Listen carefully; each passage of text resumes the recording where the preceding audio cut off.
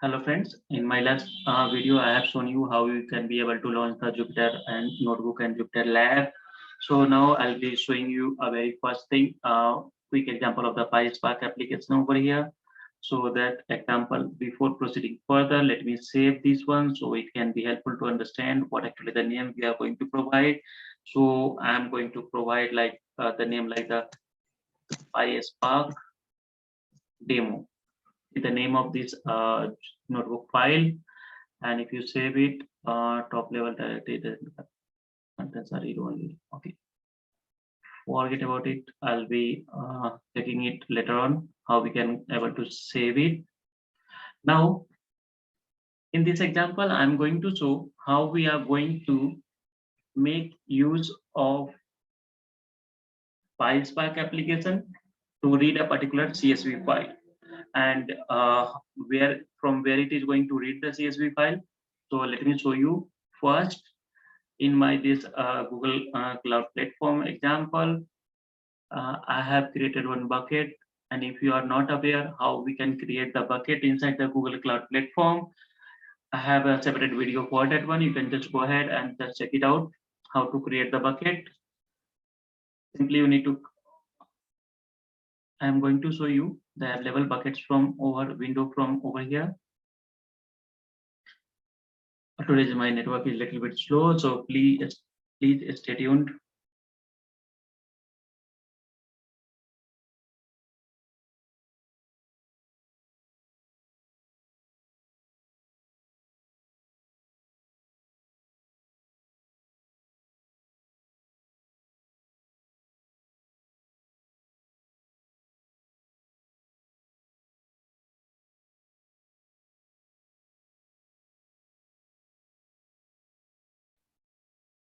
So yes, if you navigate to sorry, this cloud Google Cloud Platform window, you can be able to see this one cloud storage option over here. You can click over here.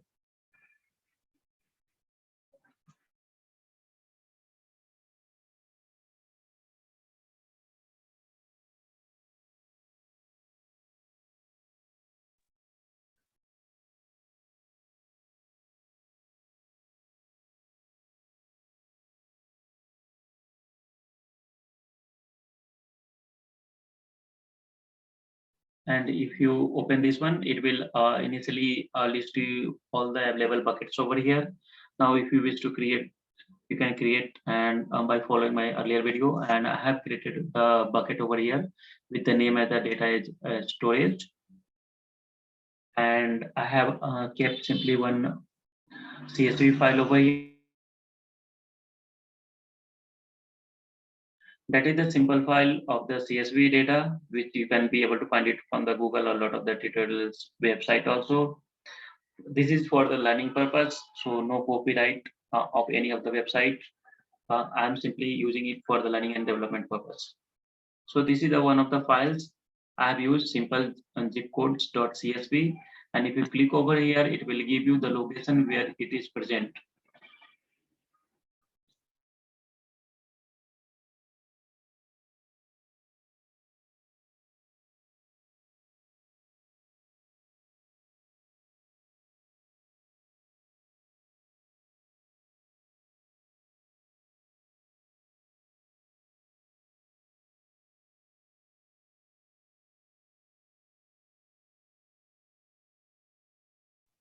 So if you double click on that bucket name, it will give you the details of that bucket. And this is the Google storage utility URL.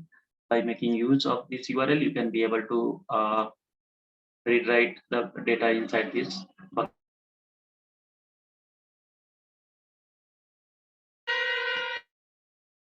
So in my example, I'm making use of this bucket. So just copy this one on the location of this bucket and come over here where we can make use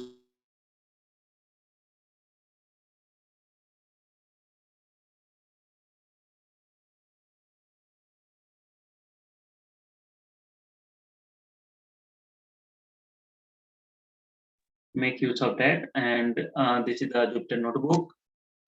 And this example will basically talk about how we can read a CSV file inside Google Cloud Jupyter Notebook. So for demonstrating that purpose, I'm simply going to create one data frame. Again, the data frame, what actually the data frame is, just follow to my Spark tutorial. You will be able to get it, the more detail on that one.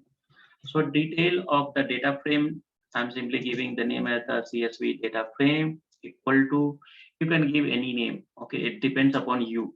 Okay, Spark is an API which is Python is already providing to us, that we have seen over here in the Jupyter Lab. You can see a Spark session available as a Spark keyword. So we are making use of this Spark itself over here, and Spark dot, and if you hit dot and double tap, it will list you what are the available features with the Spark. So I'm basically more interested now on the read.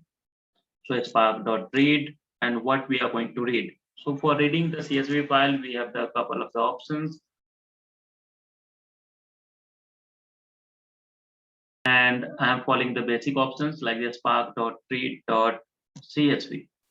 So if you hit double tab, it will show you the CSV option over here. You can select this one, .csv, and inside that you need to provide the location from where you want to load the CSV file.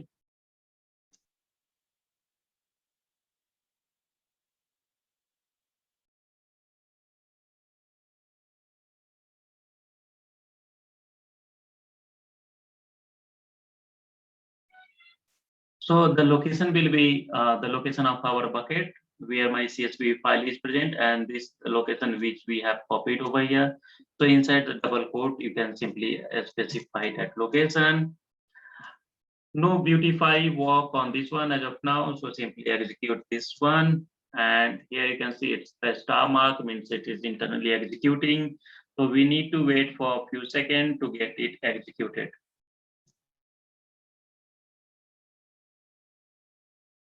See, star mark has gone. Now we have the number. Now we need to verify that inside this CSV data frame, we have some data or not. So how to verify? So CSV underscore data frame dot, and if you hit double tab, it will give you the